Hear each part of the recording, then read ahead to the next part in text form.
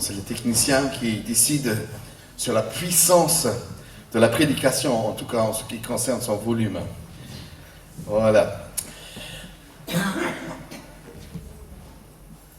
Déjà pour votre information, depuis quelques semaines, vous avez remarqué que le texte affiché est de plus en plus difficile à être lisible. Et ça vient du fait que notre vidéoprojecteur est tout simplement un peu fatigué après des années et il va être remplacé dans les prochaines semaines.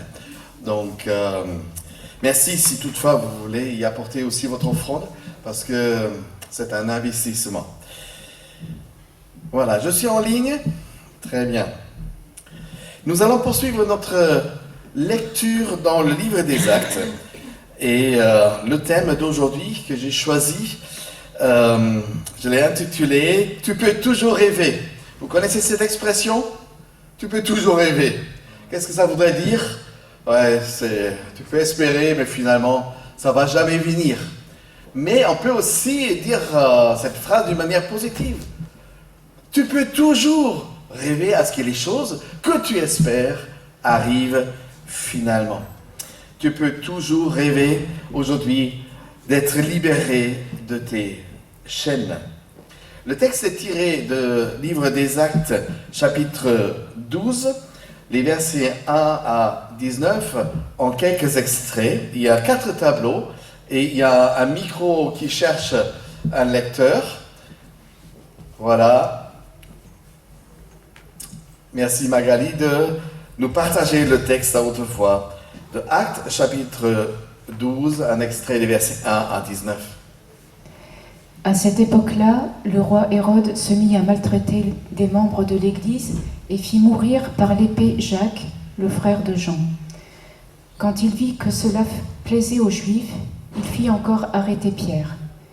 Pierre était donc gardé dans la maison et l'Église adressait d'ardentes prières à Dieu pour lui.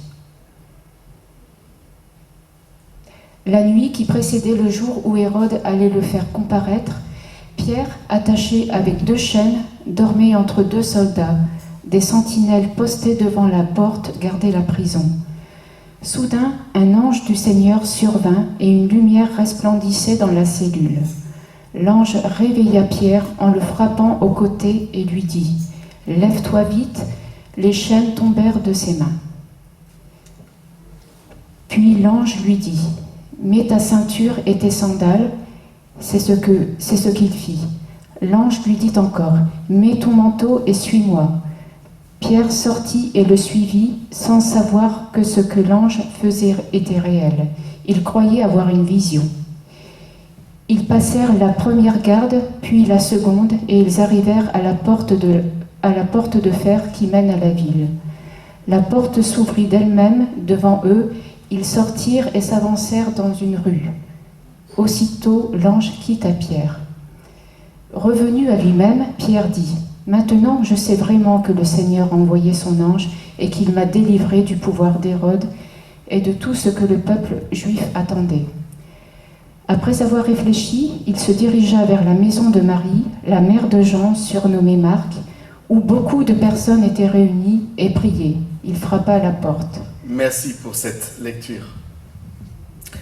Tu peux toujours rêver d'être libéré de tes chaînes. Plusieurs vagues de persécutions meurtrières se sont enchaînées contre les chrétiens. Vous l'avez remarqué, les derniers chapitres deviennent de plus en plus difficiles pour les chrétiens et pour l'Église. L'apôtre Pierre se trouvait dans les chaînes, jeté en prison, sous la garde, le texte le précise, de 16 soldats, pour être exécuté le lendemain. Donc imaginez, aujourd'hui, c'est votre dernier jour, et vous vous trouvez jeté en prison, attendre le lendemain. Car quelques jours avant, le roi Hérode Agrippe Ier, neveu du fameux roi d'Hérode, qui a commandé à faire mourir les nouveau-nés, les petits-enfants de Bethléem, en Matthieu chapitre 3, veut le faire mourir Pierre, parce qu'il a fait déjà passer par l'épée Jacques, responsable de l'église de Jérusalem. Le roi Hérode a décidé de couper une fois pour toutes la tête dirigeante de l'Église. On va leur enlever les pasteurs et l'Église va arrêter. Donc, Jacques est déjà passé par l'épée et c'est maintenant le tour de Pierre. Et on peut dire que le temps des martyrs a bien sonné. Plus tard, l'apôtre Jean exhortera les chrétiens par la parole de Jésus en Apocalypse chapitre 2. Soyez fidèles jusqu'à la mort. Et Jésus continue, et je vous donnerai comme prix la victoire de la vie. Soyez fidèles jusqu'à la mort, et je vous donnerai comme prix la victoire, la vie. Le théologien et père de l'Église Tertullien, il a vécu au IIe siècle de notre ère, dira plus tard une phrase qui n'a rien perdu de sa pertinence jusqu'à dans nos jours. Il dit ceci: le sang des martyrs est semence des chrétiens. Le diable cherche à détruire l'Église, mais plus qu'il s'y prend violemment, plus le Seigneur fait vivre l'Église. Voilà les deux leaders, Jacques et Pierre, mis hors cause. C'est un autre Jacques, le frère de Jésus, comme il est présenté en Marc chapitre 6, Jacques, frère de Jésus, qui prendra finalement la direction de l'Église qui a perdu ses deux têtes dirigeantes, Jacques et Pierre. Et ce Jacques, frère de Jésus, deviendra par la suite un des plus grands leaders de l'Église de Jérusalem. Hérode, il a pensé de couper deux têtes, mais Dieu fait naître une toute nouvelle, plus puissante encore. Et c'est la manière de Dieu de continuer l'histoire de l'Église. On pense qu'elle a perdu l'essentiel. Non, l'essentiel est toujours dans l'Église. Et d'autres vocations vont être suscitées. Il deviendra un des plus grands dirigeants de l'Église de Jérusalem. Vous pouvez en lire en Actes chapitre 15 et en Galates chapitre 1er.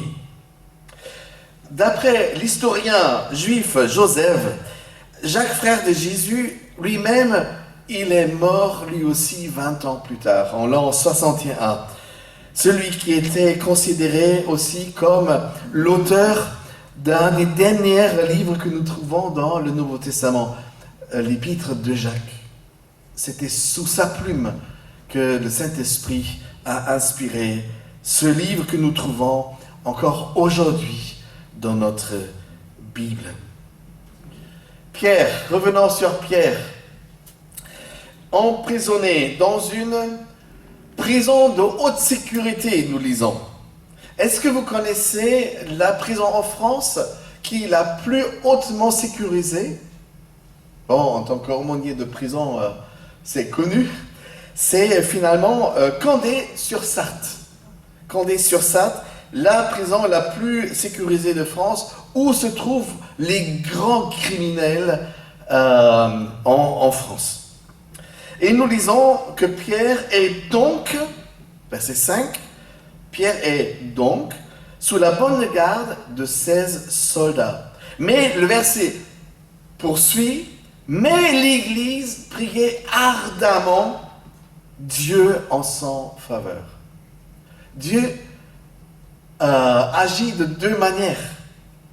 Nous voyons qu'il a permis que Pierre soit emprisonné, donc à la prison, mais il ajoute toujours une espérance.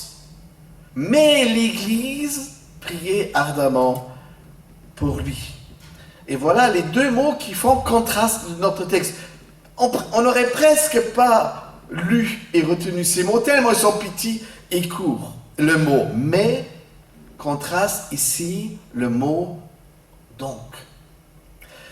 Le mot donc parle d'une réalité. Donc c'est la réalité. Donc c'est comme ça. Il parle d'une réalité des choses. Le mot mais suggère que la réalité, qu'elle est bien établie, n'est pas définitive.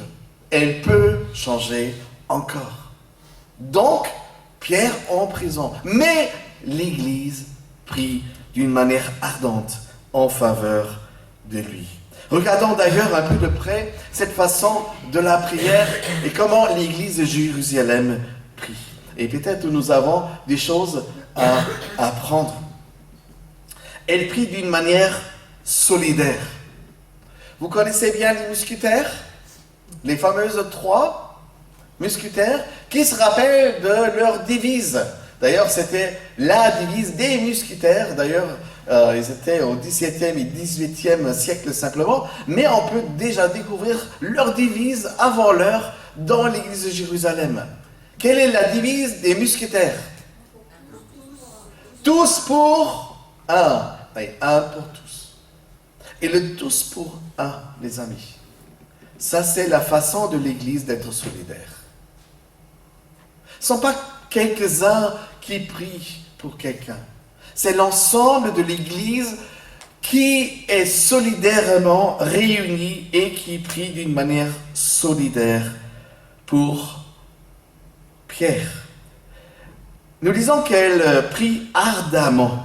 Je ne sais pas quand la dernière fois vous allez prier ardemment. C'est quoi ce ardemment? Le mot vient du mot ardent qui voudrait dire en feu ou avec feu. Les prières qui nous sont vraiment importantes. Vous voyez, on prie autrement. Vous avez remarqué que même vous priez autrement quand les choses à vos yeux ont une grande importance, une grande urgence. Et vous allez mettre le feu à vos prières. Et vous êtes vous-même brûlant dans vos prières et dans votre attitude de prier. Brûler pour une cause commune. C'est la force de l'Église. Et croyez-moi, certaines personnes disent, ça brûle en enfer. Mais croyez-moi, ça brûle aussi en Église, quand l'Église est réunie à prier. Mais contrairement à l'enfer, ce feu-là est un feu bienfaisant. Ça, c'est un feu puissant, capable de changer des choses. C'est ainsi que je crois que les chrétiens devraient prier sans se lâcher. Mais, il y a aussi un autre mais qui s'entremêle à cette prière ardente, certes, mais au verset 15, nous lisons qu'ils n'y croyaient pas trop.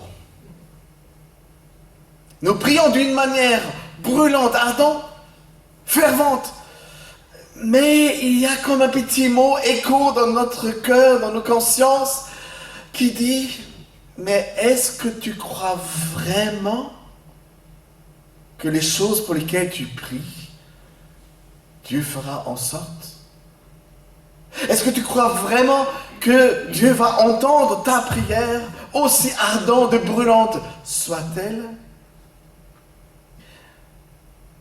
Qui peut être à l'origine de ce murmure? Mais tu pries, mais il ne faut pas croire, tu peux toujours rêver, tu sais. Je connais cette voix. C'est la voix du diable. Il cherche à détourner mon attention. Il cherche à détourner mon feu, ma façon de brûler pour le Seigneur. Il cherche à le détourner loin du Seigneur, par les doutes. Vous connaissez les doutes? Ils sont redoutables. Parce qu'ils font leur effet. Et très souvent, ils arrivent à leur but. On se laisse piéger. Parce qu'on commence à raisonner. Et oui, effectivement, raisonnablement, certaines prières On peut toujours rêver, n'est-ce pas? Un autre mais s'entremêle à ce mais qui veut croire que les choses réelles, établies aujourd'hui, peuvent changer encore. Mais nous allons y revenir plus tard. Une situation particulière peut donc nous enfermer, mais ce sera Dieu qui nous fera découvrir le chemin d'une nouvelle liberté. Verset 7. Quand j'ai lu le texte, je me disais, une des spécialités des anges sont certainement les serrures. Ça m'est arrivé, peut-être cela vous est arrivé aussi. Vous avez fermé votre porte et vous avez oublié la clé à l'intérieur. Ça m'est arrivé à la porte de la maison, mais aussi la porte de ma voiture. Et j'étais loin, j'étais en vacances, sur une haute montagne. Ma femme confirme. Oh, merci. Et puis tu commences à chercher un numéro de téléphone, un serrurier. Qui va m'ouvrir la porte? Mais quand je lis les livres des Actes, je dirais, la grande spécialité des anges du Seigneur sont les serrures. Parce que déjà en chapitre 5, et d'ailleurs c'était Pierre et Jean déjà en prison, nous lisons versets 19 et 20, donc ils firent arrêter les apôtres et les firent incarner dans la prison publique. Mais pendant la nuit, un ange du Seigneur vient ouvrir les portes de la prison et après avoir fait sortir les apôtres, il leur dit, allez au temple et là, proclamez le Seigneur. Toujours les anges. Est-ce que vous croyez aux anges gardiens? Bon, peut-être pas trop. D'une manière ou d'une autre, dit la Bible, les anges, Dieu les veut à notre service.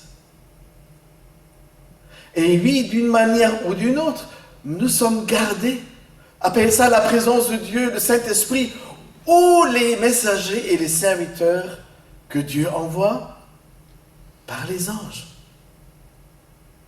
Moi, je voudrais croire que nous voyons ici des choses qui sont encore cachées à nos yeux, mais d'une manière spirituelle.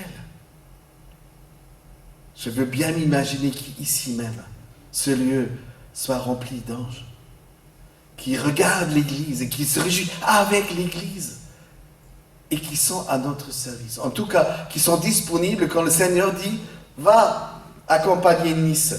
Et Nice, il n'a aucune idée parce que les anges se font assez discrets. Vous ne croyez pas? N'est-ce pas? Et je suis sûr que d'une manière ou d'une autre, Dieu nous garde. Et dans la solitude et la peur de la mort, dans les ténèbres de notre âme emprisonnée, Dieu nous envoie ses messagers. Qu'importe votre ressenti, qu'importe votre interprétation de la situation dans laquelle vous êtes. Vous dites, je suis enfermé par des circonstances. Croyez à la libération. Tu peux toujours rêver qu'un ange, un serviteur de Dieu, la présence de Dieu même est à tes côtés. Qu'est-ce que c'est précieux que la présence de Dieu veut remplir notre solitude, remplir nos peurs, nos craintes et nos soucis, mais d'espérance. Oui, tu peux toujours rêver à ce que la situation que tu vis actuellement, ici même, dans ces instants, ne sont pas définitives. La lumière divine remplaçait, inondait la cellule de la mort quand l'ange est rentré. Personne n'a vu la lumière, ni les soldats, ni Pierre qui était profondément endormi. Ça, c'est quelque chose qui me surprend. Vous passerez votre dernière nuit sur terre comment? Vous avez déjà pensé? qu'est-ce que vous ferez si toutefois vous saurez que demain, ce serait la fin? La nuit serait comment? Nous lisons que Pierre est endormi comme un bébé, enchaîné par 2 chaînes et 16 soldats qui sont à côté de lui, devant la première porte, devant la deuxième porte. Et je me disais, waouh, mais quelle confiance que cette situation aussi dramatique, moi personnellement je paniquerais, aussi dramatique soit-elle, ne va pas l'empêcher à dormir tranquillement parce qu'il se sait pas enchaîné par les personnes qui le gardent, mais il est en lien avec le Dieu qui le garde. Et si demain ça va être la fin, demain va être la fin. Mais qu'est-ce que ça me change dans ma relation avec le Seigneur? Je suis déjà dans la relation. Demain je vais être privé de ma vie, mais je vais rentrer dans la vie éternelle. Déjà, je vis dedans. Ah oui, si on pouvait simplement considérer la mort comme un passage, aussi douloureuse soit-elle, aussi dramatique soit-elle. Jésus se dit être lui-même la lumière qui brille dans les ténèbres, une lumière que même les ténèbres ne peuvent pas étouffer. Jean 1er verset 5. Donc vous avez certainement déjà entendu ou dit à quelqu'un, c'est trop beau pour être vrai. je crois, je rêve. Ces expressions vous sont familières? Hein? C'est trop beau pour être vrai. Tu peux toujours rêver, disent d'autres. C'est que dans ta tête. Non, certaines choses sont trop beaux pour être vraies. D'ailleurs, nous avons en France une expression pour des choses qui sont vraiment bonnes. Vous dites pour un repas, oh c'était trop bon. Trop bon, oh c'était trop bon. Donc je dis à ma femme, la prochaine fois tu fais un peu moins, hein, parce que c'est dommage si c'était trop, tu vois.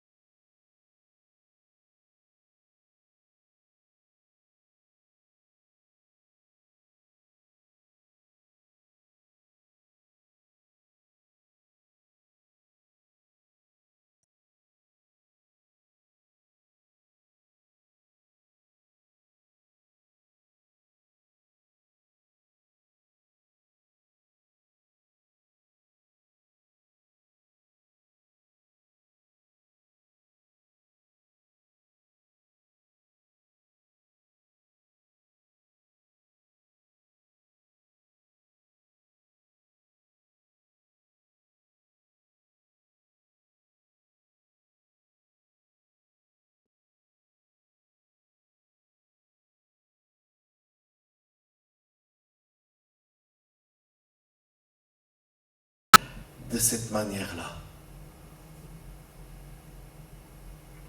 Dans le verset 7, nous lisons que l'ange est venu rentrer dans le couloir de la mort, de la prison, mais avec lui, il emmenait la lumière divine. Mais il fallait encore réveiller Pierre. Il ne s'attendait pas d'être sauvé. Il ne s'attendait pas d'être libéré par chance, par miracle, par une intervention divine. Pourquoi? Pourquoi il ne s'attendait pas à cela? Parce qu'il a vu Jacques passer quelques jours avant. Il était dans la même situation et il n'y avait pas d'ange qui venait le libérer. Et le lendemain, Jacques était décapité. Non, Pierre ne s'attend pas Dieu va toujours trouver un chemin pour me sortir de là. Mais qu'est-ce qu'il a trouvé? Il a trouvé une situation intérieure, une foi intérieure qui l'a tellement apaisé en ce qui était son vécu actuel et ce qui sera son vécu demain. Et il disait, non, je fais confiance en Dieu, je peux même tranquillement m'endormir. Parce que l'aujourd'hui, le présent appartient à Dieu. Et demain lui appartiendra aussi. Donc l'ange devait d'abord réveiller Pierre. Réveille-toi, Pierre. Il faut sortir. Voyez comment la libération que Dieu apporte est souveraine. Il n'y a aucune précipitation dans ce qui se produit dans la fuite. L'ange va même dire, réveille-toi Pierre, ne tarde pas, d'ailleurs on vient chanter, hein, ne tarde pas trop, et n'oublie pas à mettre ta ceinture, et dehors ça fait froid, prends aussi ton manteau, et parce que les pierres dans la prison sont froides, mais aussi tes sandales. Si moi j'étais l'ange, je l'aurais pris par ses cheveux en disant, il faut faire vite, et je l'aurais sorti. Et je lis ici la souveraineté de Dieu. Tu dis que les choses doivent se faire d'une manière vite? Non. La situation qui doit changer dans ta vie doit se faire d'une manière souveraine. Dans la puissance du Seigneur qui peut se permettre de prendre son temps. Mets ta ceinture, n'oublie pas tes sandales et tu prends aussi ton manteau. Cela me rappelle un peu beaucoup à ne pas oublier à mettre ce que va appeler l'apôtre Paul les armes spirituelles, l'armure spirituelle. Et je vais vous lire en Éphésiens chapitre 6 de qu'est-ce que nous ne devons pas oublier à mettre. Voilà ce qu'il est écrit. Endossez l'armure que Dieu donne afin de pouvoir résister au mauvais. D'ailleurs, c'était le thème du dernier parcours Alpha, vendredi dernier. Comment résister au mal, au mauvais. Ayez autour de la taille la vérité pour ceinture et revêtez-vous de la droiture en guise de cuirasse. Ayez pour chaussure à vos pieds la disponibilité à servir l'évangile de la paix. En toutes circonstances, saisissez-vous de la foi comme un bouclier qui peut éteindre toutes sortes de flèches enflammées que le diable vous envoie. Prenez le salut pour casque et l'épée de l'esprit, c'est-à-dire la parole de Dieu. Et en toutes circonstances, faites toutes sortes de prières et de requêtes sous la conduite du Saint-Esprit.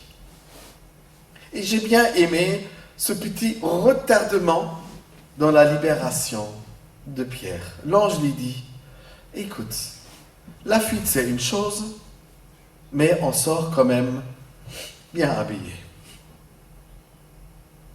Est-ce que nous prenons le temps à veiller à ce que nous sommes bien équipés avec tout ce que le Seigneur nous met à notre disposition pour notre bonheur, pour notre bien-être chrétien, mais aussi en tant que protection spirituelle? Oui, laissez-vous conduire par l'Esprit Saint de Dieu et faites-lui confiance. Nous ne devons pas paniquer, nous ne devons pas être précipités. Le Seigneur fait des choses bonnes en son temps. Et Dieu le fera toujours bon. Mais qu'est-ce qui m'arrive au juste? Je crois, je rêve. Ça ne peut pas être vrai. Pierre dormait tellement profondément qu'il pensait que de ce qu'il est en train de vivre fait partie de ses rêves. Qui parmi vous rêve d'une manière intense? Déjà moi le premier. Non? la nuit est noire, silencieux, vide. Quand moi je serais mort, j'aurais vécu 2 vies entières. Une vie quand j'étais réveillé et une autre vie pleine et entière quand j'ai rêvé. Déjà ce matin, je me disais, ce bruit-là, ça ne va pas avec l'histoire dans laquelle je suis. Et vous savez maintenant de quel bruit je parle? C'était mon réveil. Je croyais déjà que j'étais réveillé et ça sonne. Okay. Cool, hein? J'adore les nuits, quand ils sont bien animés.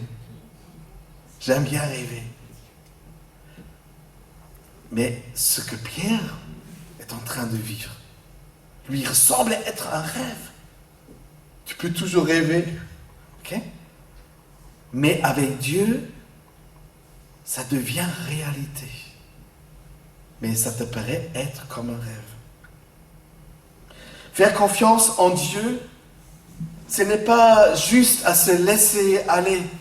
Voilà, Dieu, tu m'emmènes. Hein? Voilà, écris ton histoire, vide mon histoire. Non. Ce que l'ange lui dit, c'est passe en action. D'abord, tu prends tes vêtements et après tu me suis. Certaines personnes s'attendent à ce que, dans un clin d'œil, une situation change. C'est comme ça que Dieu devrait agir, non? C'est un clin d'œil. Situation, nouvelle situation. Mais si vous réfléchissez bien comment Dieu agit dans votre vie, il vous invite toujours à mettre votre foi en action. Tu entends sa parole. Qu'est-ce qui est ton rôle? De faire confiance à ce que tu entends est bon à faire.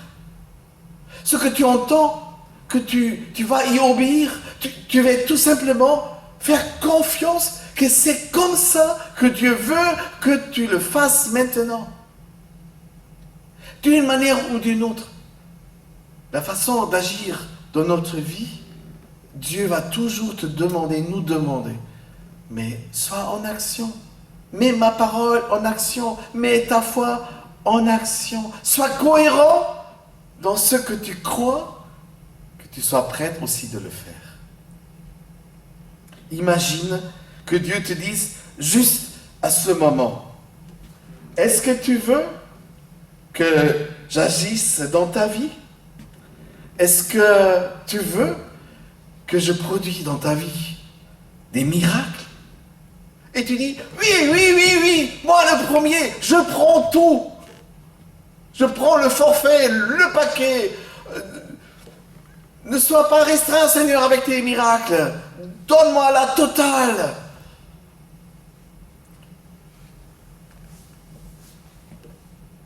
Non, ça ne va pas arriver comme ça, les amis. Parce que pour que Dieu puisse agir dans notre vie, et pour qu'il puisse se produire des miracles, il a une action de foi qui nous est demandée. Ce n'est pas passif, la foi en Dieu. Et l'action active de ma part, c'est Seigneur, je le veux et je te ferai confiance. Tu me le dis, moi je le fais. Tu me le dis, j'obéis. Tu me le dis, je te suis. Ma foi est active.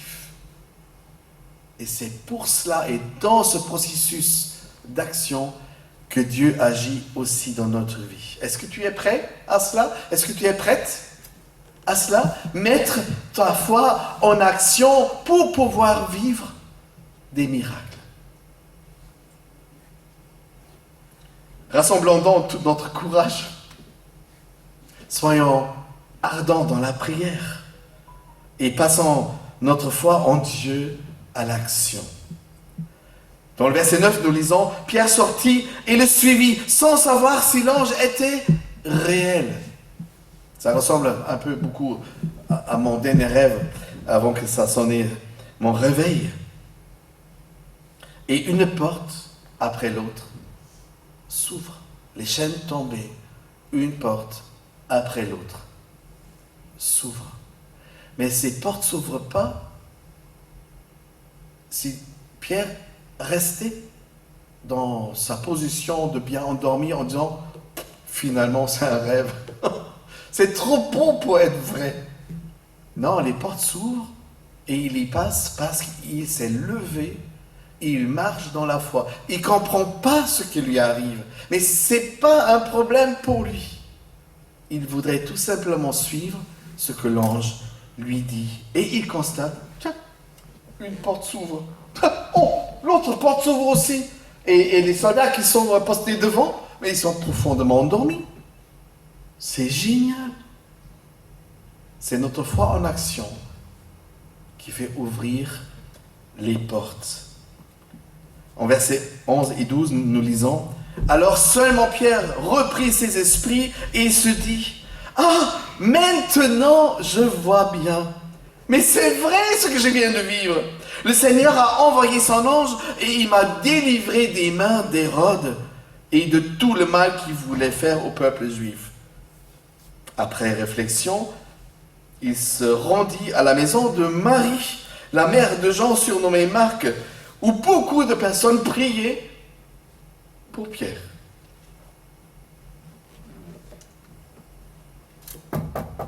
Toc, toc, toc, au milieu de la nuit. Imaginez, vous êtes en train de faire une réunion de prière clandestine. À tout moment, vous pouvez être découvert, dénoncé. Vous êtes en train de prier et ça fait toc, toc, toc à la porte. Qu'est-ce qui est votre première réaction? Oui, ça va être Pierre! Le Seigneur l'a libéré parce qu'on a prié. Les gars, vous savez, c'est Pierre qui est devant la porte. Ah, vous non plus. Vous ne croyez pas trop à vos prières. Toc, toc, toc au milieu de la nuit. Mais qui? Ça peut être qui finalement? Donc, au lieu que les gars braqués, courageux, se mettent à la porte, parce que derrière les portes, vous voyez, ça peut être aussi des bonnes comme des mauvaises surprises. Non, ils envoient une servante, Rhode.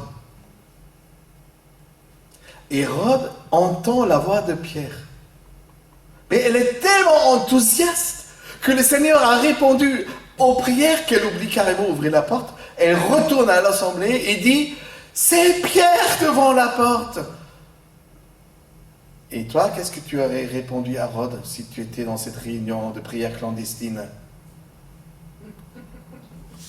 Mon œil. Ouais, tu peux toujours rêver. Nous aussi, on souhaiterait tant que Pierre puisse être de nouveau parmi nous. Continuons à prier. Et le Seigneur a déjà répondu. Toc, toc, toc. Et dans ta tête, tu t'es même pas imaginé que Dieu puisse répondre. Peut-être ils ont prié. Et Seigneur, demain dans le procès, touche le cœur d'Hérode qui puisse être équitable dans son jugement. D'autres prient, oh Seigneur, je prie qu'il n'aura pas trop la trouille, parce que si j'imagine, oh j'ai vu l'exécution de Jacques, et je voudrais, oh Seigneur, que ça soit vite, sans douleur. Non? C'était pas vos prières à vous? Croyez-moi, c'était mes prières à moi. Qui aurait cru que ça fasse toc toc toc la nuit à la porte et que Dieu répond à tes prières? Ce qui est intéressant, c'est la première porte de la prison intérieure s'ouvre. La deuxième porte s'ouvre. Tu fais toc toc toc et la porte des chrétiens ne s'ouvre pas. Vous voyez où est la foi et l'incrédulité? Bon, ne jetons pas la pierre. On aurait fait pareil, non? Et si on repense notre façon de prier? Et si on repensait notre façon d'attendre des réponses du Seigneur? Et si on commence à rêver que les miracles se fassent? Dieu peut faire des miracles quand tout espoir est perdu, croyez-moi. Mais que la plupart du temps, il nous appelle à mettre notre foi en action. Toc, toc, toc, au milieu de la nuit. Mais ouvre la porte. Sois curieux. Aie envie de voir qu'est-ce qui peut être la réponse de Dieu à tes et à nos prières. En conclusion, je ne sais pas par quelle chaîne vous êtes enchaîné, comme Pierre, dans un quiconque prison intérieure. Qu'est-ce qui vous garde actuellement emprisonné? Quelle est ta prière? Qu'est-ce que tu dis à Dieu? Quelle prière adresses-tu à Dieu pour qu'une situation douloureuse dans ta vie change? Que toi, tu changes dans la situation douloureuse que le Seigneur a permis que tu vives. D'une manière ou d'une autre, soyez sûr, quand tu pries, Dieu veut te surprendre. Tu seras peut-être la première personne surprise que Dieu répond à tes prières. Peut-être tu sois aussi surpris que, non Seigneur, ce n'est pas la façon que j'ai suggéré par ma prière, parce que le Seigneur a ses manières. Et tu seras surpris que la réponse vient d'un côté que tu n'as pas espéré, soupçonné, ou la façon n'était pas celle que tu t'as déjà préparée dans ta tête. Et si tu te sentais comme dans un rêve qui finalement devient réalité, tu peux toujours rêver, ou tu peux vivre ce rêve que Dieu te donne. Mais en tant que chrétien que je suis, et en tant que chrétien que nous sommes, parfois prisonniers dans les circonstances douloureuses, que d'ailleurs je n'ai pas choisies, je ne voudrais pas rester dans une forme de défaite ou de désespoir. Si je dois passer par là, et ça me déplaise, je voudrais mettre ma foi en action. Je voudrais croire fermement. Même si d'autres appellent ça « rêve toujours ». Oui, c'est le propre de la foi. Il n'arrête pas à espérer. Il n'arrête pas à rêver l'intervention du Seigneur. Le Seigneur voudrait d'une manière ou d'une autre nous libérer. Soit que nous sommes dans les chaînes et aussi de notre incrédulité que nous mettons parfois dans nos prières. D'une manière ou d'une autre, nous avons besoin de la délivrance. Et le Seigneur va venir à ta rencontre. Comme il a envoyé son ange libérateur à Pierre. D'une manière ou d'une autre, Seigneur, il va te trouver là où tu te trouves. Et il va te dire, lève-toi et marche. Mais n'oublie pas, ton manteau, tes sandales et d'autres choses qui peuvent être importantes. Donc, avec Dieu à mes côtés, je passerai par les portes qui veulent me garder enfermé. Le diable va mettre le paquet pour te faire désespérer, pour te coincer dans ta foi, pour dire ça serait trop beau si le Seigneur interviendrait. Vous voyez le conditionnel, hein? C'est pas la réalité, mais on ne sait pas si c'est le futur. Après le Seigneur à mes côtés, je passerai par les portes qui veulent me garder enfermé. Et Dieu fera toujours plus grand, plus que nous pouvons nous imaginer ou lui demander. Avec Dieu, je retiens dans ce texte, je retrouve la liberté. Soit par ceux qui m'enchaînent, soit par mes prières dans lesquelles je reste quand même coincé. Je voudrais retrouver ma liberté avec le Seigneur. Et Jésus dit en Jean chapitre 8, « Si donc le Fils vous rend libre, vous serez réellement libre.